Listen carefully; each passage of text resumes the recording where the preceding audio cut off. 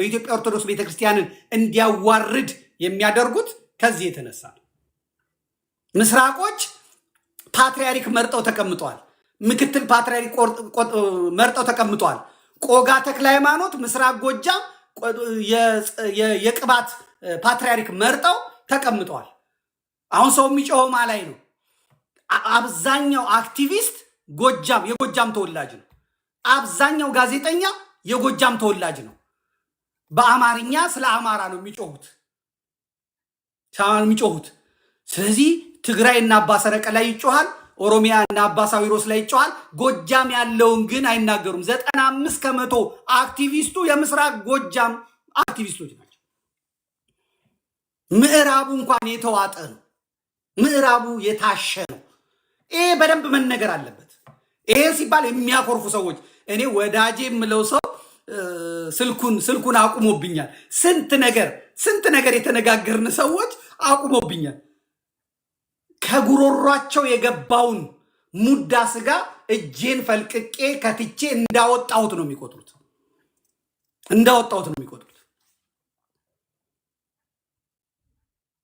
በጣም ነው የሚናደዱት። የእኔ ጎጃም መግባት የኔ እዛ መግባት።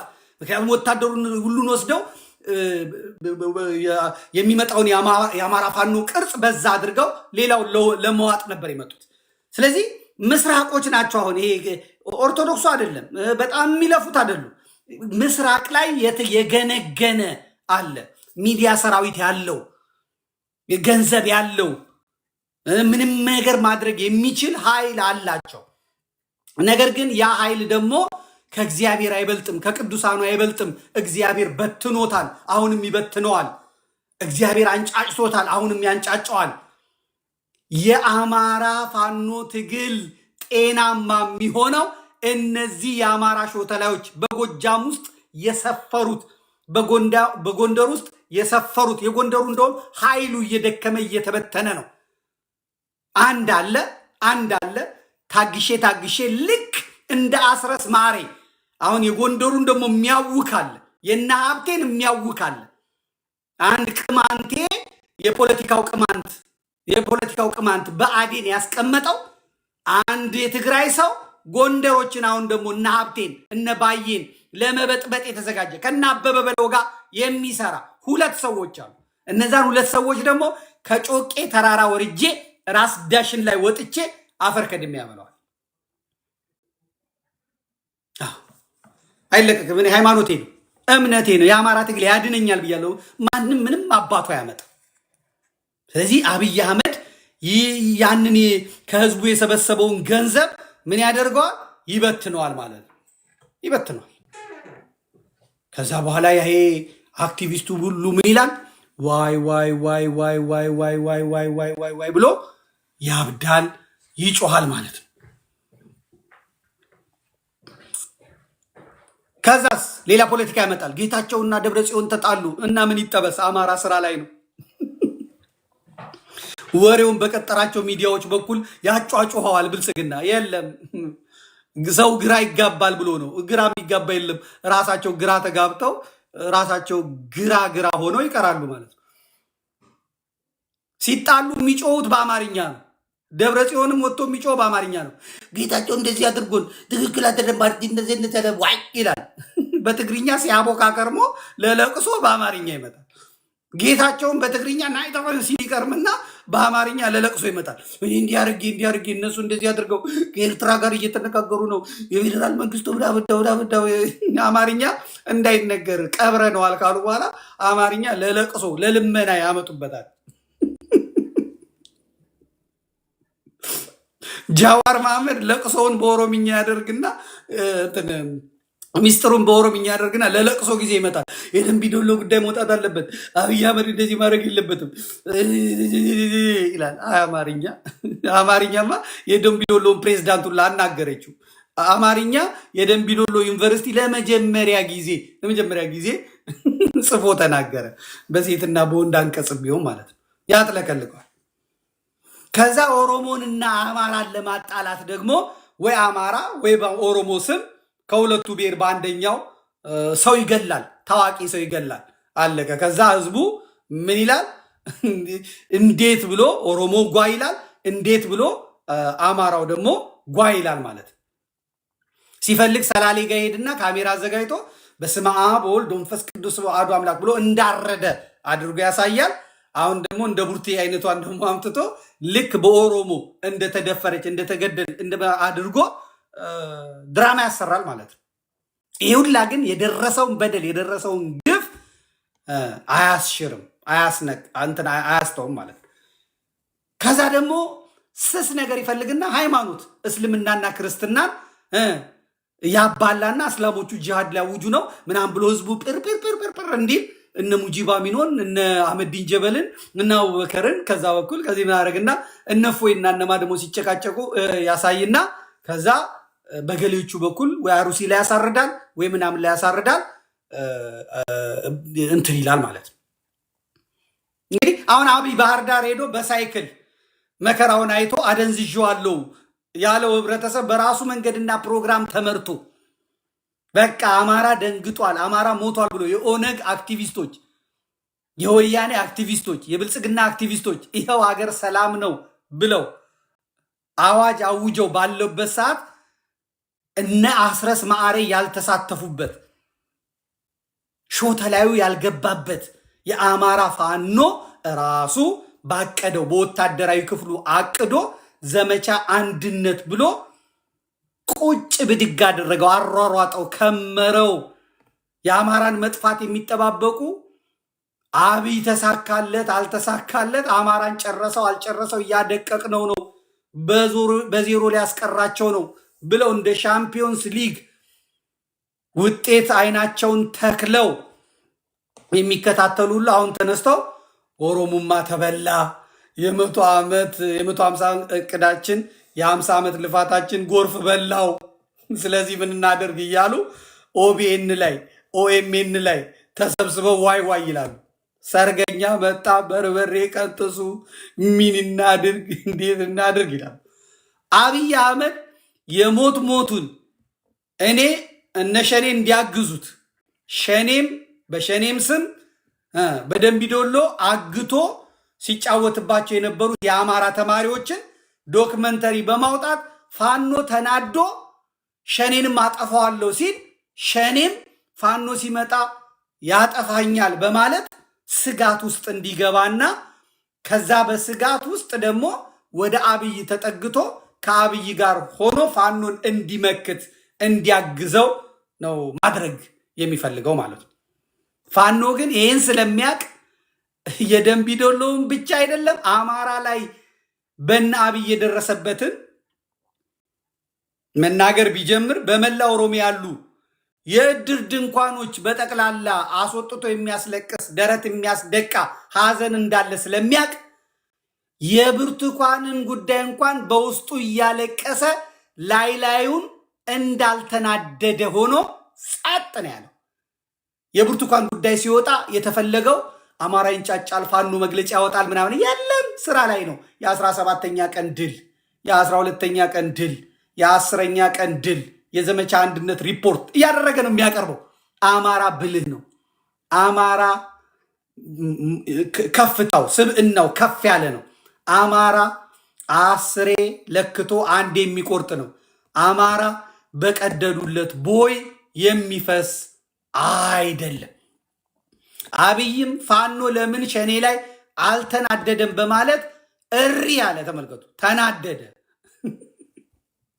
አሁን አብይ በዘመቻ አንድነት የመጣን ፋኖ ጊዜ ገዝቶ መከላከያውን አጠናክሮ ለመመከት የባህር ዳሩንም በሳይክል መጦዝ ሰው ከቁብ አለመቅጠሩ ከእንደገና ደግሞ አንዴ ከግብፅ አንዴ ከሶማሌ እዋጋለሁ በማለት ወጣቱን ማፈሱም ገንዘብ አዋጡም ሴራውም ሰው ስለባነነበት የሚያደርገው ጠፍቶታል። አሁን መደናገጡን ያዩት የነጃዋርም አብይ ትንሽ ጊዜ አግኝቶ ኃይሉን ያጠናክር ዘንድ እና የሱም ሰዎች እንዲህ አይነት ወንጀል የሚጸየፉ ከደሙ ንጹህ ሰው እንደሆኑም ለማሳየት እና ቀሪው ኢትዮጵያውን ፋኖንም ግራ በማጋባት የውስጥ ዝግጅታቸውን በማድረግ በየቀኑ ደንቢዶሎ ብርቱካን፣ ደንቢዶሎ ብርቱካን፣ ደንቢዶሎ ብርቱካን እያለ አንድ አይነት ወሬ እያወራ ችክክ ብሎ አጀንዳዋ ላይ ተተክሎ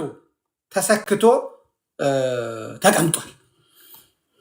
ጃዋር ሌላ ዓላማው ደንቢዶሎ ብርቱካን ሲል የሚውለው አብይ የሸኔን ኃይል ለመጠቀም የሚሰራውን ሴራ ስለሚያቅ ጃዌም ይሄንን የማይፈልግበት መንገድ ምክንያት ስላለው ዶክመንተሪው ላይ የታየውን ሸኔ አልፈጸመም በማለት በፈረንሳይኛ ሸኔ እኔን እንዳይቀየም በማለት ነው። ወንድሜ ለፋኖ ምንም አይነግረውም። ብታቅ አገር የመሰረተው አሁን በኮሪደር ምክንያት አማራ የሰራውን መንገድ እያሰፋ እኔ ብቻ ነኝ አገር የገነባሁት ለማለት ነው የሚላላጠው ስርዓቱ በራሱ ማለት ነው። ሁላችሁም እንደምታውቁት ፊደል ያስቆጠረው ይሄ ጅብ ተሸክሞ አየሁት እጁ ላይ አድርጎ አየሁት ያልከው አማራው አረፍተ ነገር እንድትሰራ ጽሁፍ እንድትጽፍ መንግስት ሆነ ህዝብ አሳምነ ሀገር መርተ እንድትመራ ያደረገው ይሄ አማራ ጠብቆ ያቆየው ቋንቋና ፊደል ነው። ስለዚህ አማራ ጌሙ ጨዋታው ገብቶታል። ስለገባውም ዝም። አሁን ኦሮሞዎቹ ልጆቻችን ምን እያሉ ነው? በዚህ ጎርፍ ከተወሰዱ ያልቃሉ፣ ካለቁ ደግሞ ኢትዮጵያን አንቀን እንደ ህወሓት እንኳን ለመግዛት ኃይል አይኖረንም፣ አንዱንም መግዛት አንችልም። ልጆቹ አሁን ጎጃም ገብተው እያለቁ ነው፣ ጎንደር ገብተው እያለቁ ነው፣ ወሎ ገብተው እያለቁ ነው፣ ሸዋ ገብተው እያለቁ ነው። መንግስት ደግሞ ሞቱ ማለት አይፈልግም። ሞቱ ማለት አማራ ገደለ ፋኖ ገደለ ማለት ውርደት ነው። ስለዚህ ምን እናድርግ? መከላከያ ውስጥ ያሉ የኦሮሞ ልጆች እንዳያልቁ ምን እናድርግ? ያለን አማራጭ ሌላውን ጥይት ማብረጃ ማድረግ ነው። የራሳችንን የሚከዳውን ከኋላ እንዲመቱ እንዲለቅሙና ከባድ መሳሪያ ላይ እያደረግን በዋናነት ግን በገንዘባችን የአማራ ሚኒሻን፣ የአማራ አድማ ብተናን፣ የአማራ ባንዳን ሚዲያዎቹን ጭምር አክቲቪስቶቹን ጭምር በመግዛት ጦርነቱን መመከት አለብን ብለው ነው ኦሮሞማዎቹ የተዘጋጁት። ሰሞኑን የምታዩት የአማራ ሚኒሻ ምረቃ ነው፣ የአማራ አድማ ብተና ምረቃ ነው፣ የአማራ ምናምን ነው። ፋኖ አማራ ሚኒሻና አማራ አድማ ብተና መጥቶ ቢመጣለት የሚገለው ማንን ነው? አባቱን ነው፣ ወንድሙን ነው፣ እህቱን ነው፣ አጎቱን ነው። የሚያልቀው ማን ነው? አማራው ነው፣ አማራው ነው። ስለዚህ አማራው መስራት አለበት። ሚኒሻው ላይ አድማ ብተና ላይ መስራት አለበት። አማራ አድማ ብተናና አማራ ሚኒሻ ላይ ደግሞ አማራ ክልል ሆነው የሚገቡት ምኖች ናቸው? የፖለቲካው ቅማንት የትግሬ ዲቃላ ጎንደር፣ የፖለቲካው አገውና የፖለቲካው ትግሬና የኦሮሞ ዲቃላው አገው ሸንጎ የሚባለው ጸረ አማራ ቡድን ናቸው። በአብዛኛው የአማራ አድማ ብተናንና ሚኒሻን የሚቀላቀሉት ማለት ነው። አማራ መበቀል ስለሚፈልጉ ፋኖ መበቀል ስለሚፈልጉ ማንነታቸው ሌላ ስለሆነ አናሳነታቸው የበታችነት ስለሚሰማቸው በሁሉ ነገር ስለሚቀኑ አማራ ወደፊት መምጣት አማራ አገውና አማራ ወደፊት መምጣት የለባቸውም ብለው ስለሚያስቡ እነዚህ የዲቃላው ፓርት ይሄንን ይሰራል ማለት። ይሄን ስናገር ዶክተሮች አሉ፣ ፕሮፌሰሮች አሉ። ዲቃላነት ውስጣቸው ያለ ይበሳጩብኛል፣ ይናደዱብኛል፣ አረፋ ይደፉብኛል፣ ይደፍቁብኛል። ለምን ባናት አትተከልም? እውነቱ ይሄ ነው። እውነቱ ይሄ ነው።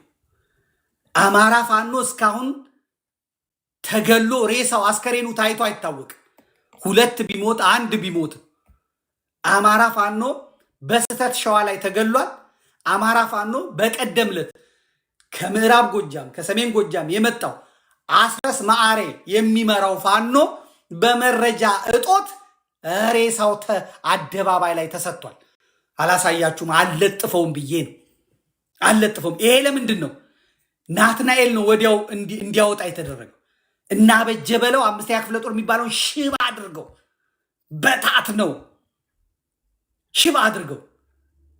ከዛስ አሁን የአማራ ፋኖ እንዲህ ሰው እያለቀበት ነው ለማስባል ምስኪኖች ንጹህ የአማራ ልጆችን የጎጃም ልጆችን ምስራቅ ጎጃም ላይ መከላከያ ገሎ ከተማ ውስጥ አስከሬናቸውን አስጥቶ ህዝብ መጥቶ ፎቶ እንዲያነሳቸው አድርጎ እነ ናትናኤል በቴሌግራም ገጻቸው እንዲበትኑት አደረገ። ምንድነው የተፈለገው? የአማራ ፋኖ ትግል እያለቀ ነው፣ አማራ እያለቀ ነው ለማስባል ማለት ነው። ይሄ በጎንደር ሆኗል፣ አልሆነም። ይሄ በጎጃም ሆኗል፣ በምስራቁ በምዕራቡ አልሆነም፣ በሰሜኑ አልሆነም፣ በአገው ምድር ሆኗል፣ አልሆነም፣ በወሎ ሆኗል፣ አልሆነም፣ በሸዋ ሆኗል፣ አልሆነም። በምስራቅ ጎጃም አሁን ለምን ተደረገ? ለምን ተደረገ? በዚህ ተስፋ የሚቆርጥ የለም። ለሞቱት አዝናለሁ። አስረስ ማሬን እነ ማርሸትን አማራ ጄኖሳይድ አልተፈጸመበትም ብለው አማራን የሚመሩት ሰካራሞች የሚመሩት የአማራ ፋኖ የሚያመጣውን በደረሰበት ነገር ምንም እንትን አለም። ስለዚህም ለዚህ ስኬት ዋናውን ስራ የሚሰራው እንደነገርኳችሁ መሳይ መኮንን ነው። መሳይ መኮንን ላይ አተኩሩ። ነግሬያችኋለሁ። መሳይ መኮንን ላይ አተኩሉ።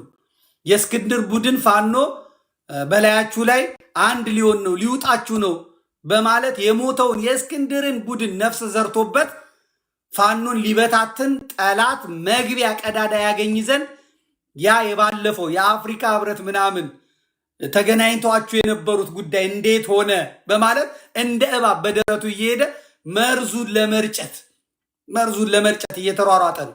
ምናልባትም ዛሬ ነገም ሴራውን ይሰራል። ጥያቄው ወሬውን ሁሉ እያንዳንዱ ሰው እንድትከታተሉት ነው።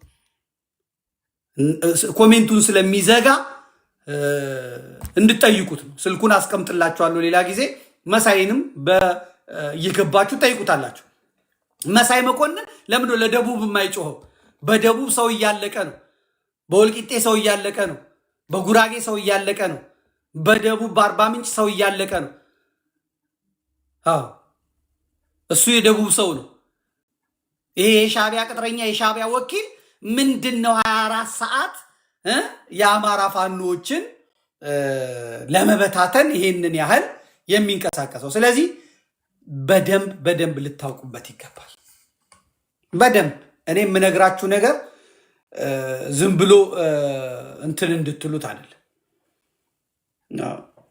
እችን የቅድሟን አስምሩባት። መዓዛን ጠይቋት። መዓዛ መንግስት ቢለቅሽ አማራ አይለቅሽም፣ አማራ ቢለቅሽ መንግስት አይለቅሽም ምን ማለት ነው? ፋኖች ወዳሉበት ልደብቅሽ። ተመልከቱ። ያው በፈረንሳይኛ እኮ የአብይ ሴራ ፋኖ በኢትዮጵያ ዘንድ ወንጀለኛ፣ የወንጀለኛ መደበቂያ ነው የሚል ስዕል ለመሳል ነው። ባለፈው ከተማ ላይ እንትን ያለውን ሸዋን የደበቅ ነው። አሁንም ደግሞ ይህንን ወንጀል የሰራች ሀገር እንትን ያለችን ልጅ 5000 ብር ሰጥተው ያሰሯትን ልጅ በይ እንግዲህ አሁን ደግሞ መደበቂያሽን ሸዋ ላይ ነው የምናደርግልሽ፣ ኢትዮጵያ በማለት እነሱ ከዛ እኛ የኢትዮጵያ ዳኝን በማለት መከላከያን ወጣቱ ተቀላቅሎ ከዛ ከፋኖ ጋር ትግል እንዲደረግ እና ፋኖ ሽፍታ ነው የሽፍታ መደበቂያ ነው ለማሰኘት ነው። በቃ ቤት ተከራይተንልሽ ፋኖ በሚገዛው ግዛ። ስለዚህ የትኛውም የፋኖ አደረጃጀት ወንጀል ሰርቶ የአማራን ትግል የሚጎዳ እነሱ ሚሽን ሰጥተው ልከው ይሄን አድርግ ያላሉትና ውጭ የተቀመጠ የብአዴን ቅጥረኛ ከተማ ላይ ወንጀል አሰርቶ ከዛ አምልጡና መከታው ጋር ደሳለኝ ጋር ተደበቁ ያለውን አንጠልጥለ እዛው ፍርድህን እንድትሰጥ የተቋም ህግ መከበር ፋኖ መጠየቅም ካለበት ፋኖ መወቀስም ካለበት በሰራው ስራ እንጂ የማንም ቆሻሻ መንገደኛ ሰርቶ የፋኖ ትግል ንጹህ የፋኖ ትግል የወንጀለኛ የሐሳውያን መደበቂያ መሆን አይችልም። የፕሮቴስታንትነት ትልቁ ችግሩ በቃ ውሸት ላይ ጉዳዩ አይደለም፣ ደንታ አይደለም። ከመዓዛም ያየሁት ይሄን ጭካኔ ነው። አጠገቡ ያለው ደግሞ ኦርቶዶክሳዊ ነው የሚለው ያ ደግሞ የትግሬ ዲቃላው ደግሞ እንዲሁ የአገው ሸንጎ ዲቃላው እንዲሁ ተስፋዬ ወልደስላሴ ነውር ኦርቶዶክስ ነኝ ብሎ እየጠራ ነው የመጣው። የፋኖች ሚዲያ የራሳቸውን ማቋቋም አለባቸው፣ ራሳቸው የሚያዙበት። የነ ሙልጌታ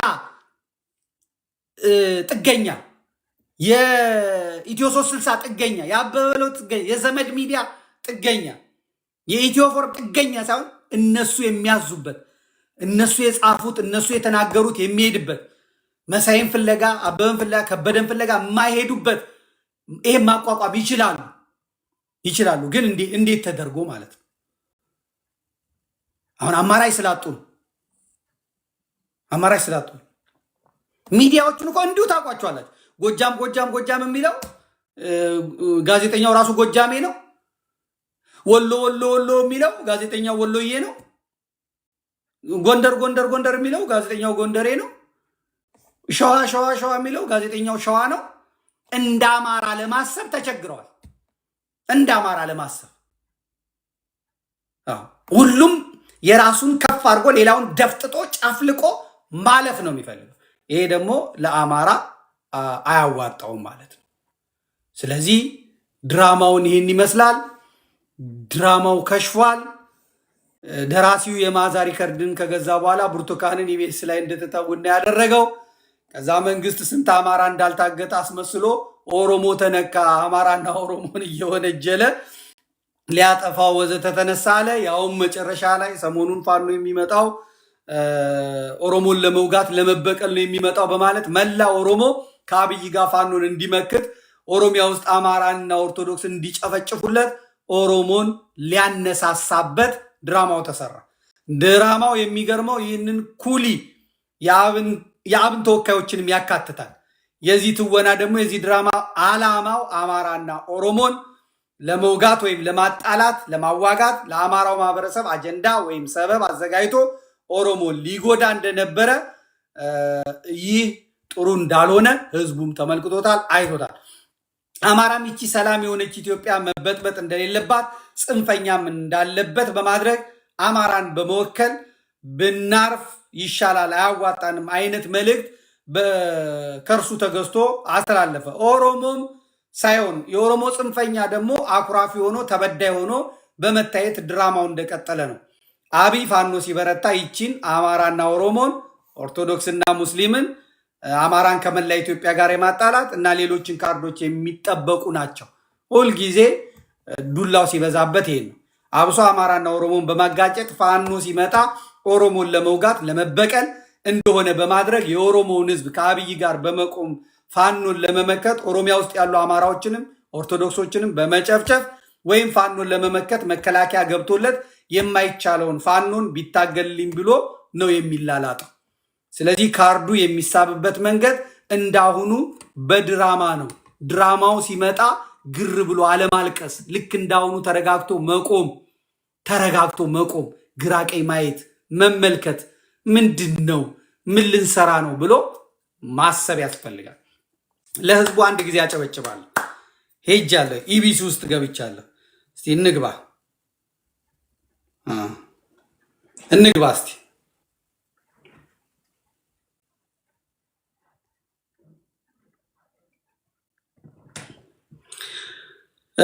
አንዳንዶች ምልክት አምጥለ ዘመዴ ጎጃም ውስጥ ያለውን ችግር ስትናገር ምስራቅ ጎጃም፣ ምዕራብ ጎጃም ባትል፣ ሰሜን ጎጃም ባትል ነው የሚል ሀሳብ አምጦ በጣም ወዳጆች የሆኑ ናቸው ያመጡት።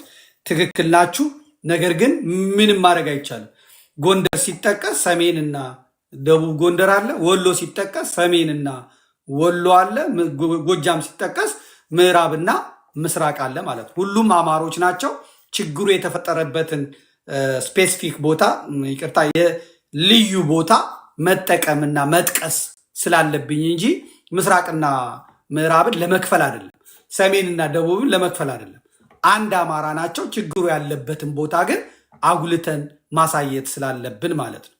ስለዚህ የአማራን ስንጠቅስም ማየት ያለባችሁ ኦርቶዶክስ ስል ኦርቶዶክስ ሁሉንም ነው የሚያካትተው። አማራ ከሆነ ሁሉም ኦርቶዶክስ ነው። የአገው ኦርቶዶክስ፣ ቅማንት ኦርቶዶክስ፣ ምናምን ኦርቶዶክስ፣ የወይጦ ኦርቶዶክስ የሆነ ኦርቶዶክስ ነው። ኦርቶዶክስ ሲጠቀስ ከአማራ ክልል ውጭም ኦርቶዶክስ ከተጠቀሰ ትግሬ ኦርቶዶክስ ነው፣ ኦሮሞ ኦርቶዶክስ ነው፣ ወላይታ ኦርቶዶክስ ነው፣ ከምባታ፣ ሀዲያ፣ እነዚህ ሁሉ ኦርቶዶክሶች ናቸው። ስለዚህ ኦርቶዶክስ ሲጠቀስ በኢትዮጵያ ውስጥ ያለ ኦርቶዶክስ በሙሉ ተጎጂ ነው፣ ተጠቂ ነው ማለት ነው። እንደገና ደግሞ አማራ ሲባል ደግሞ የአማራ ሙስሊም፣ የአማራ ኦርቶዶክስ፣ የአማራ ሙስሊም፣ አጠቃላይ አማራ የሆነ ሙስሊም ተጠቂ ነው ማለት ነው። ያለቀ። የኦሮሞ ሙስሊም ተጠቂ ስላልሆነ ወይም ደግሞ የአፋሩ ወይ ምናምኑ ስላልሆነ አካቶ መናገር አይቻልም። ተለይቶ እየተጠቃ እየታረደ ያለው የአማራ እስላም፣ ወለጋ የታረደው መስጊድ ውስጥ የተቃጠለው የአማራ እስላም ይሄው። እዚህ አንዳንዶቻችሁ የመለየት የምናምን ስራ ይመስለዋል። ወሎ እዛ ከወለጋ የተፈናቀለ ሺህ አማራ እስላም በደብረ ብርሃንና በሰሜን ወሎ በደቡብ ወሎ የሚበሉት አጥተው የሚጠጡት አጥተው ትል እያተላባቸው መከራ እየበሉ እዛ ፍዳቸውን ያሉ ልክ የአማራ እስላም ተጠቅመ በዲናችን አትምጣ ይላል። ከአራጁ ጋር አብሮ ሆኖ ማለት ነው። የእስልምና ምክር ቤት ራሱ ሁለት መስመር የማይጽፍላቸው የአማራ አክቲቪስቶች ነን የሚሉ ይመጣሉ። እኔ አማራ ስል አማራ ተገደለ ስል አማራ ስሙን ያስገደላቸው ማንነታቸውን ያስገደላቸው ሃይማኖታቸው አያድናቸውም። አማራ ሆነ አሁን ባለችው ኢትዮጵያ ውስጥ ወያኔም ቢመጣ ኦሮሞማውን ቢመጣ አያድንም። መዳኛው መንገድ አማራነትን ይዘህ ሙስሊሙም ዱዓህን እያረግ ኦርቶዶክሱም ጸሎትህን እያደረግ ተግባብተህ የመጣብን መመከት ነው። ሰሞኑን የታቀዱት ነገሮች በሙሉ የሚከሽፉት በዚህ መንገድ ነው። ቤኒሻንጉል ላይ የተጀመረ ነገር አለ፣ ነግሬያቸዋለሁ። ወፎቼ የነገሩኝ መሬት ጠባይ ነው። ዛሬ በህገ መንግስት በኩል ጸብ አምጥተውላቸዋል። ድብልቅልቅ ያለ ነገር በዛ በኩል ለማንሳት እቅድ አላቸው። ቤኒሻንጉል የሱዳን ነው የሚል ጨዋታውን ላይ የመጣ ነው። አሁን ጨዋታው ሰፍቷል። ቀንዱ ላይ የዛ ግድብ መገደብ የሚያመጣቸው ብዙ ጣጣዎች አሉ። በሰላሌ፣ በኦሮሞ፣ በጋምቤላ ኦርቶዶክሳውያን የግቢ ተማሪዎች፣ የዩኒቨርሲቲ ተማሪዎች ማህተብ ማሰር፣ ነጠላ ለብሶ መሄድ፣ በምንም ትምህርት ቀን ውስጥ ቅዳሴ አስቀድሶ ነጠላ አርጎ ነጭ በነጭ ለብሶ ቆርቦ ስጋ ወደሙን ተቀብሎ መምጣት አይቻልም፣ ክልክል። ምሳቸውን በሰዓቱ ተገኝተው ካልበሉ ክልክል ነው። ለእስላሞቹ የተሰጠው መብት ለኦርቶዶክሳውያኑ ተከልክለዋል። ምክንያቱም አስተዳዳሪዎቹ፣ ምክንያቱም ገዢዎቹ፣ ምክንያቱም ኃላፊዎቹ በሙሉ እምነታቸው ሌላ ስለሆነ። ከዚህ ሁላ ግን አፋር ሰመራ ዩኒቨርሲቲ አያችሁ፣ ያ ኢትዮጵያዊነት ደም ውስጡ ስላለ እንግዲህ ሙሉ እስላም ነው። እንደ ኦሮሞ አይደለም፣ እንደ ጋምቤላ አይደለም። ይሄ የአማራ ጥላቻ፣ የኦርቶዶክስ ጥላቻ ደብረ ሊባኖስ አጠገብ ያለ የፍቼ የሰላሌ ዩኒቨርሲቲ የኦርቶዶክስነት እንደው እስልምናም እንኳን ፕሮቴስታንት እንኳን የለበትም የሚባለው መሪዎቹ እነሱ ስለሆኑ በኦርቶዶክስ ሀገር በኦርቶዶክስ ምድር ላይ ኦርቶዶክሳዊ መብት ሲነፈጉ፣ አፋር ግን 100% በሚባል መልኩ እስላም የሆነበት ሀገር ላይ በሚገርም ሁኔታ በቃ በሚደንቅ ሁኔታ እንትናችሁ ማድረግ ትችላላችሁ። ጸሎታችሁን መጸለይ ትችላላችሁ። ጾማችሁን መጾም ትችላላችሁ። ልብሳችሁን መልበስ ትችላላችሁ። ምግባችሁን በፈለጋችሁት ሰዓት መብላት ትችላላችሁ። በቃ ጾማችሁ የተከበረ ነው፣ ጾማችሁ መከበር አለበት ብለው የአሊ ሚራ ልጆች እውነተኛው የኦርቶዶክስ እውነተኛው ኢትዮጵያዊነት የሚገለጽባቸው አፋር ወንድሞቻችን እንደምታዩት ተመልከቷቸው። ሳብ ላድርገው። ይኸው ተመልከቷቸው። አረንጓዴ ቢጫ ቀያቸውን እንኳን እንዳደረጉ አረንጓዴ ቢጫ ቀያቸው ተመልከቱ።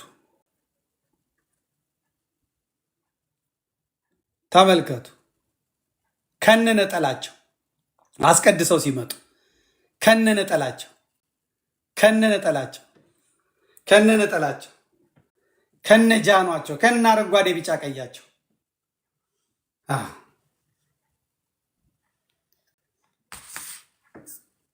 ይሄን ነው የምናውቀው። 100% እስላም በሆነበት ሀገር በአፋር አረንጓዴ ቢጫ ቀይ ግመሉ ሁሉ የሚያውቅ ስለሆነ ኦሮሞ ውስጥ የኦሮሞ አሁን ያለው ጽንፈኛ የሚያውቀው የአረብ ባንዲራ ነው፣ የግብፅ ባንዲራ ነው። ኢትዮጵያን ባንዲራ እንዴት አይቶ ይንሰፈሰፋል? ከጽንፈኛው የኦሮሞ እስላምና ጴንጤ ይልቅ በአፋር ምድር ያሉ ግመሎች በኢትዮጵያዊነታቸው በጣም የሚኮሩ ናቸው። የተባለውን ነው የምነግራችሁ፣ ሀቁ ይሄ። ስለዚህ ለዛሬ የነበረን ይህንን ይመስላል። ይህንን ያደረገ እግዚአብሔር ክብር ምስጋና ይግባው። እንግዲህ ነገ የዋዜማችን ነው። ነገ እንትን የምንጠብቅበት ነው። ነገ እሁድ የምንጀምረውን መርሃ ግብር የምንጠብቅበት ዕለት ነው። እግዚአብሔር ስራውን ሰርቷል።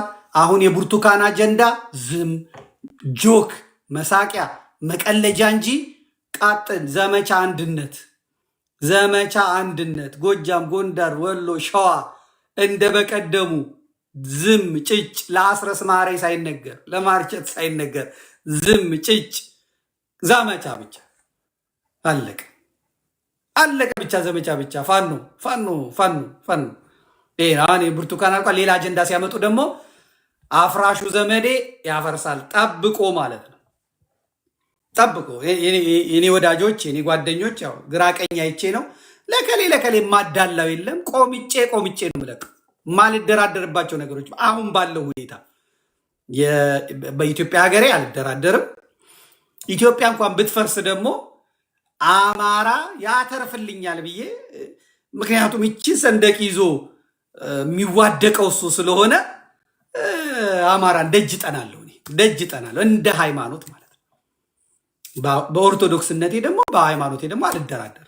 በሃይማኖቴ ድርድር የሚባል ነገር አላውቅም። ከፍ የለ ዝቅ የለ። እነዚህም በደንብ ያዟቸው።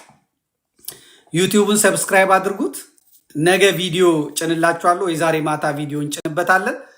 ቪዲዮውን እናንተ 4000 ሰዓት እንዲታይ አድርጉልኝ። ብሊስ ብሊስ ብሊስ ብሊስ ብሊስ ብሊስ እንዲታይ ታደርጉልኛላችሁ። ከዚያ በኋላ ካምፓኒው ስራውን ይጀምራል ማለት ነው። እናንተ በ2 በ3 ቴሌቪዥን ከፍታችሁ ዩቲዩብ ከፍታችሁ የሰዓቱን ከፍ አድርጉልን እለምናችኋለሁ። ሰብስክራይቡ ያው ደቂቃ ሳይሞላ 1000 ሞልቷል።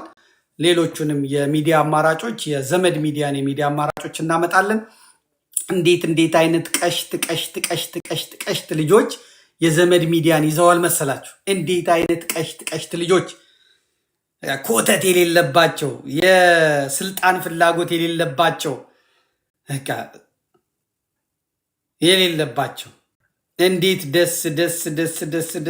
ደስ የሚል ነገር እንደተፈጠረ እነግራችኋለሁ ማለት ነው። በጣም ቆንጆ ልጆች መጥተዋል። በጸሎታችሁ አግዙኝ። ይኸው ጸሎታችሁ ረዳኝ። ስንት ሰዓት ነው የተቀመጥነው?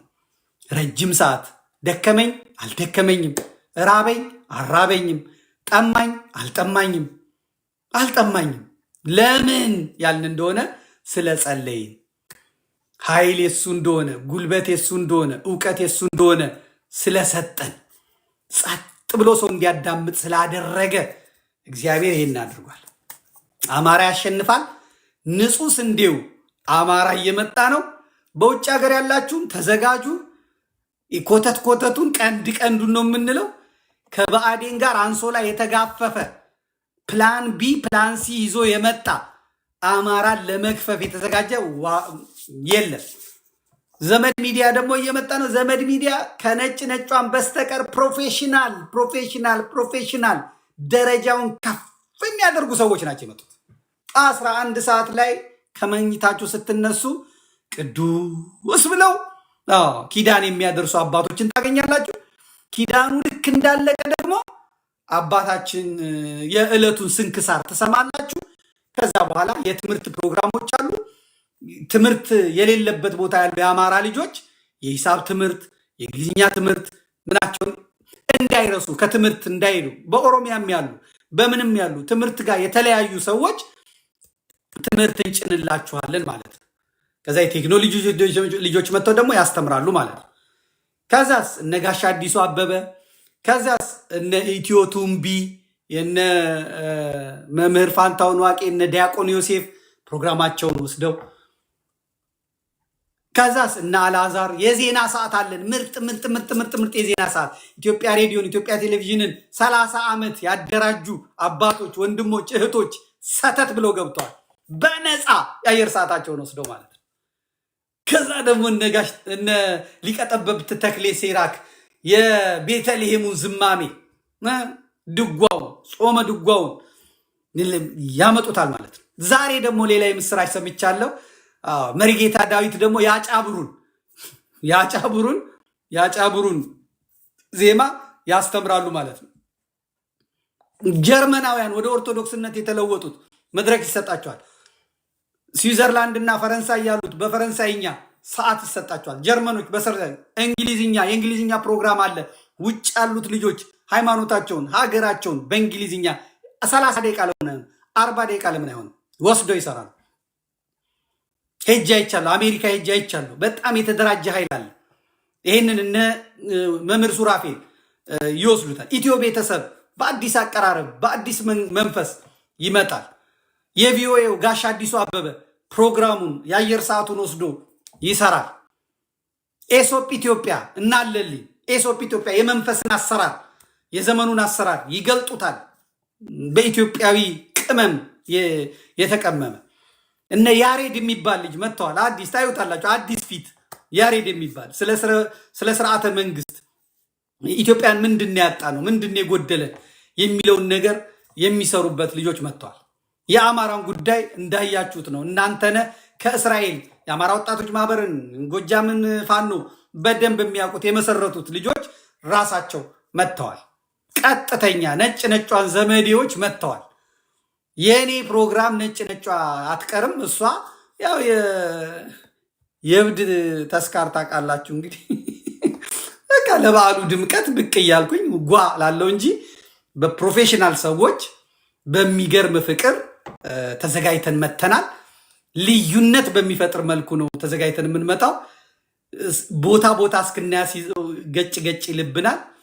የሰውነት ማጎልመሻ እንቅስቃሴ እንኳን መካተት አለበት። የሰውነት የወጣቶች ጉዳይ፣ የቢዝነስ ጉዳይ እንዴት ልጆች ወጣቶች ቢዝነስ መስራት እንዳለባቸው እምቅ ችሎታ አለን። በታሪክ ጉዳይ ላይ ዝክረ ነገር የሚለውን ጋሽ መስፍን ያዘጋጁታል። ጋዜጠኛ ጋሽ መስፍን ማለት ነው። ሌሎችም የተደበቃችሁ ሙያችሁን መግለጥ የምትፈልጉ የግድ ፖለቲካውን አይደለም የግድ ምኑን አይደለም ባህል ላይ ምን ላይ መስራት የምትፈልጉ አናግሩኝ።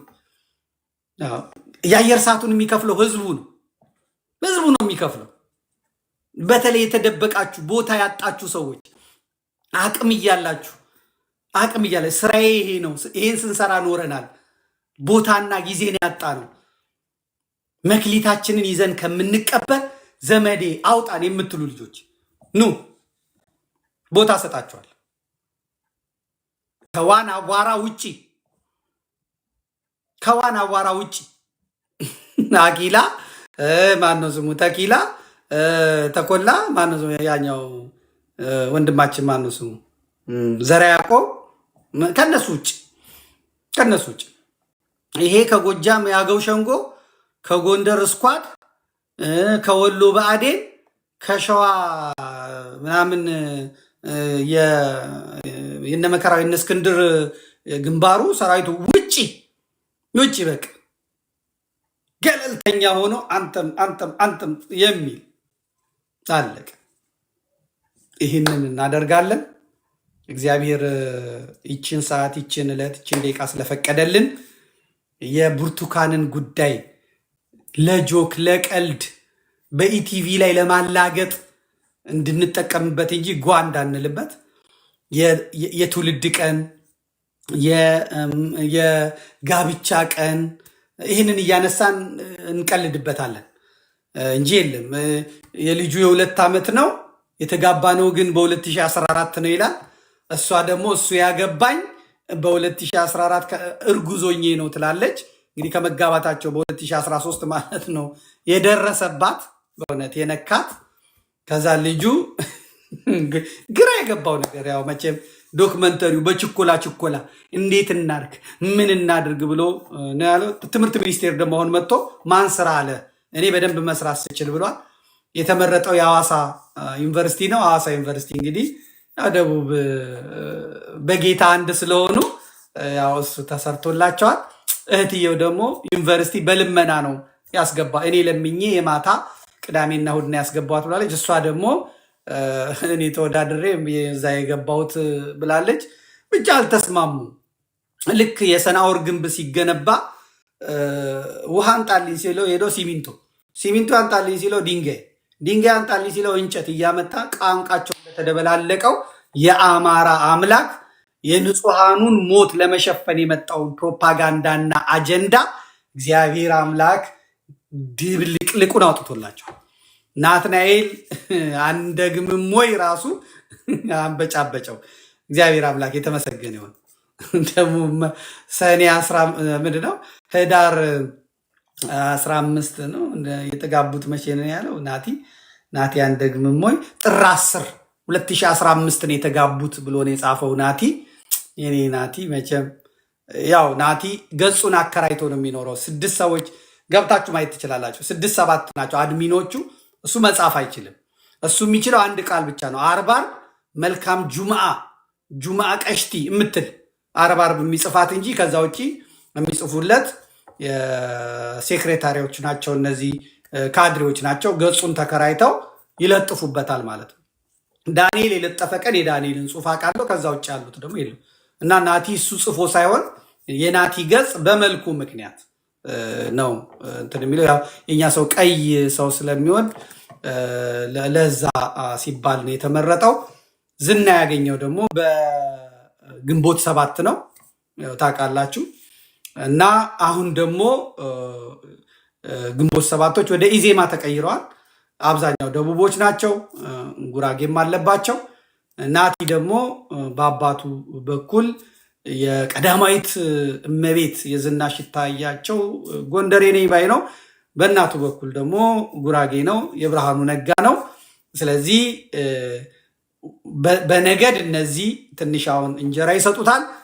ግን ዋና የሚጠቅመው ሃይማኖቱ ነው። እሱ ከቤተሰቡ አባቱ ወደ ጴንጤነት ተለውጠው ስለሆነ እንትን ያረፉት የአባቱን እምነት ወስዶ ጴንጤ ነው። ጴንጤነት ደግሞ አሁን እንጀራ ነው ታውቃላችሁ። በዚህ ምክንያት ጽፏል። እና ምንድን ነው ያለው? እውነቱ ተገለጠ፣ እውነቱ ወጣ ካለ በኋላ ጥር 10 ቀን ድምቅ ባለ ሁኔታ ጎጃም ሄደው ተጋቡ አለ። ካላንደሩን ወደኋላ ስናመጣው ጥር 10 ረቡዕ ቀን ነው። በዛ ላይ ጋድ ነው። ጋድ ደግሞ 2 ጾም ማለት ነው። በጣም ከባድ ነው። ይሄን ደግሞ ጴንጤ ሊያውቀው አይችልም። የጴንጤ ዜና የኢትዮጵያ በጣም ከባድ፣ በተለይ ጎጃም እግዚአብሔር ያሳያችሁ። በተለይ ደግሞ ምንም ፕሮቴስታንት ምንም እስላም በሌለበት በምስራቅ ጎጃም አሁን እነሱ ልጅቷ አለችበት የተባለበት ቦታ ላይ ሮብ ቀን ዳስ ተጥሎ ፍሪዳ ተጥሎ ከበሮ እየተመታ ሰው ከከተራ ቀርቶ ታቦት ከመሸኘት ጥምቀተ ባህር ሄዶ ከማድረግ ቀርቶ ሰርግ ሲበላ እና በእውነት አንደግምም ወይ ተሸውዷል። ግን ምን ማድረግ አይቻልም። እፍረት የለውም። ፓስተሮቹን ታያቸው የለ ምንም እፍረት የለውም። ይቀጥላል ማለት ነው። በዚሁ ይቀጥላል ማለት ነው። ባልየው ደግሞ ህዳር 6 ነው የተጋባ ነው ይላል። አንድ ቦታ ደግሞ ህዳር 12 ነው የተጋባ ነው የሚል ነገር አለው። ተምታቶበታል። እሱ ደንግጦም ሊሆን ይችላል በእውነት በተፈጠረው ነገር። የድንግልናን ነገር በጣም ትንሽ የተምታታ ነው። የልጁም አወላለድ እንግዲህ እድሜው ላይ ትንሽ ኢቲቪዎች ማስተካከያ ቢያደርጉ ጥሩ ነው። እኔ ጥቆማ ሰጣችኋለሁ። ጥቆማ የምሰጣችሁ ምን ታደርጉታላችሁ መሰላችሁ? በሰዓት ከፋፍዬ ይዤዋለሁ። እሱን ትንሽ አይታችሁ ብትጠቀሙበት በጣም ጥሩ ነው። ምንድን ነው የምታደርጉት?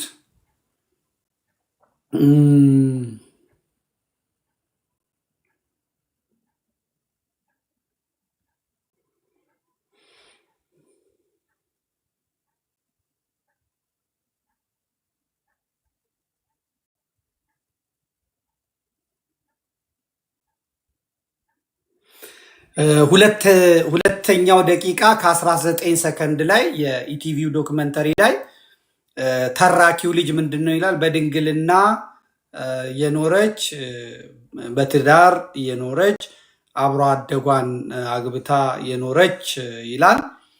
ከዚያ መልሶ 13ኛው ደቂቃ ከ09 ሰከንድ ላይ ደግሞ ወደ ሐዋሳ ዩኒቨርሲቲ ሄዳ መማር ጀመረች።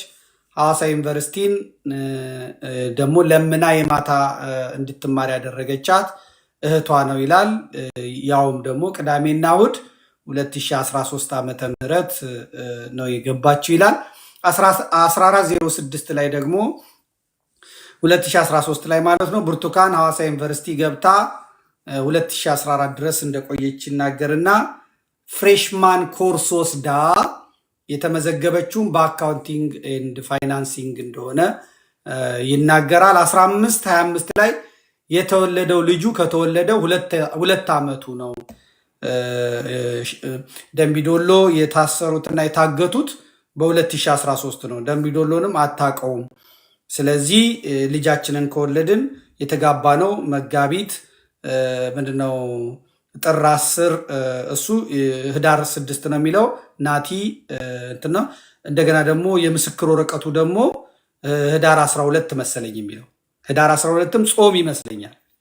ህዳር 12 ባለፈው በ2015 ጾም የገባ ይመስለኛል። የአብይ ጾም አላውቅም፣ ብቻ በዛን ቀን ተጋባን ነው የሚሉት። ጎጃም ላይ እንግዲህ ህዳር ላይ ሰርግ እኔ እንጃ አላውቅም።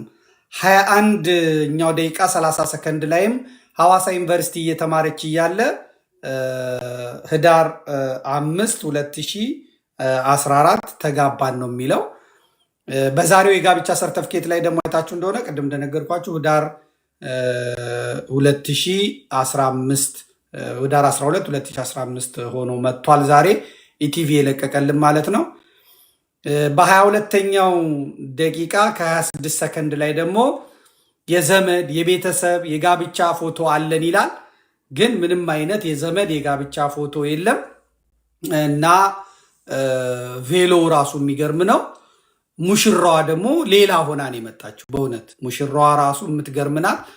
እነሱ በባህላዊ ተጋባን ብለው ነው የጨረሱት።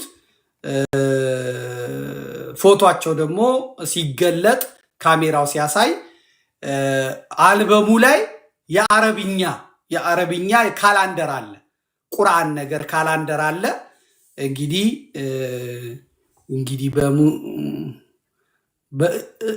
እስል ኦርቶ ይሆን እንደ እስላም ኦርቶ እንደዚህ አይነት ነገር መኖሩን አላውቅም።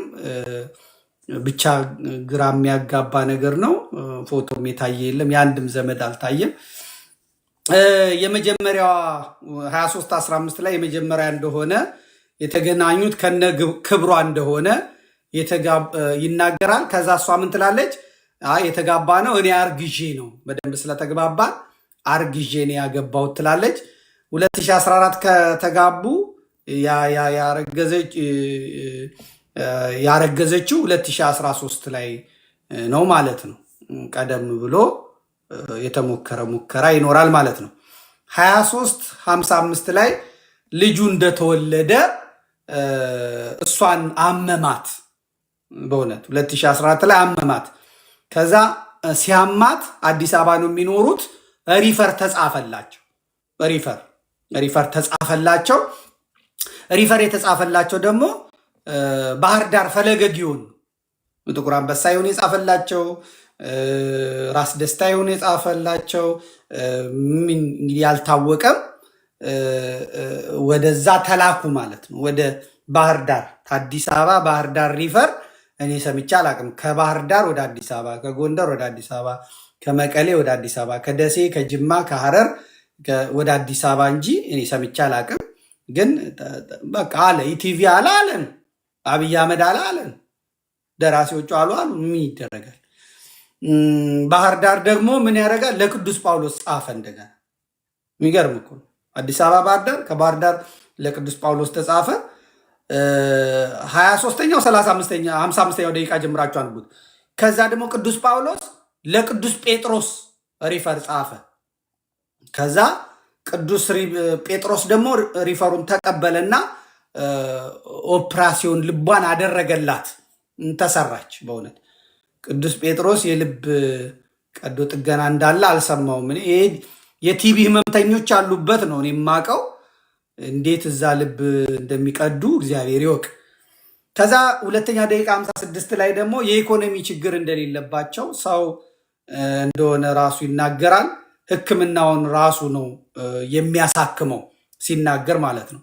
ከዛ ደግሞ ለቡርቴ የሕክምና የደሃ ደሃ አገልግሎት እንድታገኝ ደግሞ ብዙ ደብዳቤዎች ጎርፈውላታል ማለት ነው። ሌላው 8ኛው ደቂቃ 35ኛው ሰከንድ ላይ እህቷ ትመጣና የቤተሰባችን እሷ ቡርቴ 6ኛ ልጅ ናት ስትል ወንድሟ ደግሞ ዛሬ መጣና እኔ በሰማሁት ነገር ተናድጃለሁ አለ። እሷ የቤታችን 7ኛ ልጅ ናት አለ። እውነት ጨመረ። ይሄ የዋጋ ጭማሪ በቤተሰብ ላይ ሁላ ነው፣ በቤተሰብ ታሪክ ላይ ሁላ በጣም እየጨመረ ነው። 2 ልጅ ያላችሁ 3 ብላችሁ አሁን ማውራት መብታችሁ ነው። 3ኛ ልጅ የነበራችሁ 4ኛ ብላችሁ ማውራት ትችላላችሁ። በዘመነ ብልጽግና ማለት ነው በእውነት እና ምንም በቃ እንትን አለ። ትላንትና የተወለደችው ይላል የቡርቴ በ93 ዓመተ ምህረት ነው ይላል። ዛሬ የመጣው ሰርተፍኬት ደግሞ በ92 ነው ይላል። ይሄ ትንሽ ቀንሷል። የዓለም ዋጋ ይመስለኛል። ዋጋው ትንሽ ውጣ ውረድ አለው። ይሄ የተወለደችበት ትንሽ ውጣ ውረድ ያሳየዋል። ዛሬ ቀንሷል፣ በ1 ቀንሷል። ነገ ደግሞ እግዚአብሔር ያውቃል ሊጨምር ይችላል። በትዕግስት መጠበቅ ነው እኛ ያለብን፣ እንደዛ ነው። እንግዲህ በመጨረሻ ላይ 3 አካላቶች እንደሚመቱ ነግሯል። አንደኛ የዲያስፖራ ጡረተኞች የተባሉት ይመታሉ። በጣም ትክክል አይደለም። ኢቢኤስ የመሸገ የተባለው ኃይል ይመታል ማለት ነው። ኢቢኤስ የመሸገው ኃይል ይመታል። ምክንያቱም ኢቢኤስን እንዳለ የኦሮሞ አክቲቪስቶች ምን እያሉ ነው? የአማራን ባህል የሚያጎላ፣ የአማራን ድራማ የሚያጎላ፣ የአማራን ዘፈን የሚያጎላ፣ የአማራን ካልቸር የሚያጎላ ምንም አይነት የኛ የብሔር ብሔረሰቦች ነገር የሌለበት ነው ብለው በጣም ከሰውታል። እና ከተቻለ ኢቢኤስን ቢጠረቅሙልን በጣም ነው ደስ የሚለን። በእውነት በጣም ደስ የሚለን አሁን እንግዲህ ያሉትን ስለማሰማችሁ። ከዛ በኢቢኤስ የመሸገው ኃይል ብሏል። መጨረሻ ላይ ጋዜጠኛው ሲናገር በየወረዳዎቹ የመሸጉ ጽንፈኞች ብሏል። ስለዚህ በቀጣይ ከአንበሳ አውቶቡስ አማራ ተባሯል፣ ከመሃል ከተማ አማራ ተባሯል። አሁን ደግሞ በወረዳና በቀበሌ ያሉ የአማራ ተወላድ ሹመኞች በሙሉ የመንግስት ሰራተኞች ይነቀላሉ ማለት ነው። የዶክመንተሪውን መጨረሻ ክፍል ስትሉት ይሄንን ነው እኔ ያገኘሁት ግኝት ነው። ይሄን ያሳየኝ ነው ጋዜጠኛው ነው ያለው። ስለዚህ 3 ነጥቦች ተነስተዋል። እነዚህን 3 ነጥቦች በደንብ እንትን ማለት ማየት ነው። 9ኛው ደቂቃ 04 ሰከንድ ላይ ደግሞ እህትየዋ የምትናገረው ነገር ነው። ዩቲዩቡ ወዲያውን የወረደው፣ እሷ ግን እህትየው እስከ ሰኞ ድረስ በቃ እያየችው ተገርማለች። ኢቢኤስን እያየች ማለት ነው። ኢቢኤስ ቴሌቪዥኑ ሁላ ከአየር ላይ ወርዶ ነበረ። 27ኛው 27 ደቂቃ 57 ላይ ደግሞ እህቷ ከመዓዛ ጋር ስለ ሁኔታው ስታወራ ያሳያል። ስለ 5000 ብሩ ስለምኑ ቅድም ያሳያችሁት ነው። ይተዋወቃሉ ማለት ቀደም ብለው ፕሮጀክቱ ላይ እህትየዋም እንዳለች ያሳያል ማለት ነው። ኢቢኤስ ይቅርታ ጠይቋል። ኦሮሞዎቹ ግን የሚለቁት አይመስለንም። ምን እያሉ ነው ኦሮሞዎቹ? እንስማቸው። በዚህች እንጨርስ። ኦሮሞዎቹ ምን እያሉ እንደሆነ ላሰማችሁና እንጨርስ። ያሰላም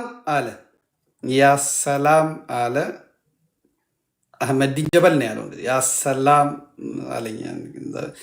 ያሰላም አለ አህመዲን ጀበል። እሺ እንምጣ። ኦሮሞዎቹ እንደዚህ እያሉ ነው። ምን አለ ኦሮሞ?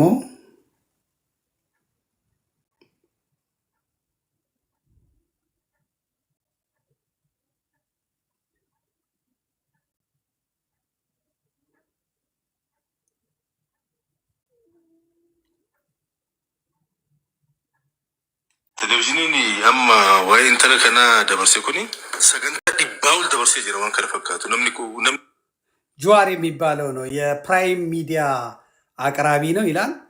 ቴሌቪዥን አማ ዋይ ሚጭዮተና ደበርሴኩን እንዲህ አይነት ይሄ የልጅቷን አይነት ጉዳይ የሰራው የቴሌቪዥን ጣቢያ ከመቶ በላይ እንደዚህ አይነት ተመሳሳይ ስራዎችን ሰርቷል ነው የሚለው። በሸነኑ መጀደ አኩባ በሸነና ተኩማ አርቲስት ናለ ቢረኩታ ጅረመለ ህዝቡ ኦሮሞ እንደ መዝናኛ ያለው እያየው ዝም ብሎ ጥሎት በንቀት አለፈው እንጂ ሰገንታ ዲባኡል ደበርሰን ይጅራል። እንዲህ አይነት ከመቶ በላይ አስተላልፈዋል። ትርጉም በስለሺ ነው። ኦሮሞዎች እንዳትታዘቡኝ እንደምንም አጠጋግቼ ነው እንግዲህ እኔ የተወለድኩት ሐረርጌ ነው ያደግኩት አዲስ አበባ ነው። እነዚህ ነፍጠኞቹ በጣም ጨቁነውኝ ኦሮሞኛ በደንብ እንዳልማር አድርገው በጣም ጨቁነውኝ ነው እና ግን እሰማለሁ ትንሽ ትንሽ በጣም ተጎድቻለሁ ነው በእውነት። ለማገድስ ልሱሞ ሰገንታሌ ሰን ከስፖንሰረቱ ቀበኛ ኦሮሞት ከዛ በጣም የሚያሳዝነው በጣም አንገት የሚያስደፋው ነገር ደግሞ እነዛን ፕሮግራሞች ስፖንሰር የሚያደርገው ኢቢኤስ ላይ የኦሮሚያ ካምፓኒዎችና ድርጅቶች ናቸው። የኦሮሞ ካምፓኒና ድርጅቶች ናቸው። በእውነት ያሳዝናል። አክሌ ኦሮሞት ገሪን ባንክ ኦሮሞቲ ገሪን ቀበኛ ኦሮሞት ሰገን ግማሹ የኦሮሞ ባንኮች ናቸው፣ ግማሹ የኦሮሞ ባለ ሀብቶች ናቸው። በቃ ስፖንሰር የሚያደርጉት ሰንከን ስፖንሰራታን አፋን ባሰኒ አከው ሰገንታ ሰን ስፖንሰር ጎዳ ጅረንስ ቦኑዳን ወረኑት አፋቸውን አውጥተው ባንደበታቸው ያንን ፕሮግራም ስፖንሰር እንዳደረጉት ለኛ ሁላ የሚነግሩ ሰዎች አሉ። ወረ ሂመንቱ ጅረንጆቹ ሂሙቆ ፎሶንታ ነበር ቴሌቪዥን ኦሮሞ ተኮ ይሄ ብቻ እኮ አይደለም ማለት ጓደኛው ተንታይ ነው እንግዲህ በእውነት እየተነተነ ነው። ይሄ ብቻ እኮ አይደለም ማለት ሚዲያ ኦሮሞ ተኮ ስፖንሰር ጎቹር ቆጲ ሳኒ ሚዲያ ስነ የኦሮሞን ፕሮግራሞች ስፖንሰር ከማድረግ ይልቅ እነሱ የኦሮሞዎቹ ባለሀብቶች ሄደው አማሮቹ ፕሮግራም ስፖንሰር የሚያደርጉት ይሄ በጣም ያሳዝናል። ቴሌቪዥን ዶክመንተሪ ከን ወጀቴ ገባ ሲረት ነሞቲ ሰገንታ ተኮ ስፖንሰር ጎቹ ለከንሳብ ስለታ አብሌወን ከሰጡ አብሌወን ሞቱ ከና አብሌወን የገሙ ነምን አባን ፈደጃላቴ ጅቤ ዱሊ ጎዶማ ጅሩ ኩኒ ኡመተ ኦሮሞ ረት ጎዶማ ጅሩ ቴሌቪዥን አማ ዋይንተለከና በቃ ተወደደም ተጠላም የፈለገ ይሁን አሁን እየተካሄደ ያለው ነገር በኦሮሞ ላይ ዘመቻ የሚከፍት ነው። ስለዚህ ኦሮሞዎች ይሄ ቴሌቪዥን በአስቸኳይ ይዘጋና ስፖንሰርነታችሁን ለኛ አድርጉት አይነት ነገር ነው። በቃ እንደዛ ነው እያሉ ያሉት። ስለዚህ ኢቢኤስ ከተዘጋ እግዚአብሔር ይሁነው እንግዲህ ምንም ልናረግ አንችልም። ደህና ሁኑ። እወዳችኋለሁ፣ አከብራችኋለሁ ሁላችሁንም ማለት ነው። 2400 ሰው እንደተቀመጠ ዘጭ አድርጊያችሁ ተለየዋችሁ።